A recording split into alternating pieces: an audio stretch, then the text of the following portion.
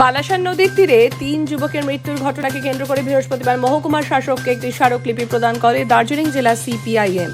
প্রসঙ্গত বিগত বেশ কিছুদিন আগে প্রশাসনের চোখে ধুলো দিয়ে রাতের অন্ধকারে শিলিগুড়ির মাটিগাড়ার কাছে বালাসন নদীর তীর থেকে অবৈধভাবে বালি পাথর তোলা হয়। ঠিক সেই সময় ধস নামে সেখানেও ঘটনাস্থলে মৃত্যু হয় ৩ যুবকের। তবে সিপিআইএম জেলা কমিটির অভিযোগ, শাসক দলের গাফিলতি ও ঘাটগুলো এতদিন ধরে বন্ধ করে রাখার জেরে এই ধরনের ঘটনা ঘটেছে। তাই তাদের দাবি, যে সমস্ত ঘাটগুলির লিজ নেই সেই সমস্ত ঘাটগুলিকে অবিলম্বে লিজ দিতে হবে ও যত দ্রুত সম্ভব ঘাটগুলো খুলে দিয়ে বৈধভাবে বালি পাথর তোলার কাজ শুরু করতে হবে।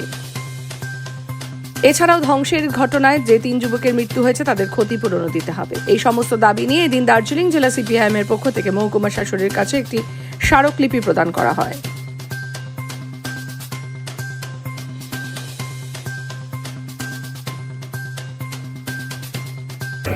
এই বালির চুরির শিকারেরা, এই চুরির পেছনে আছে শাসক দল এবং প্রশাসনের অদ্ভুত নীরবতা।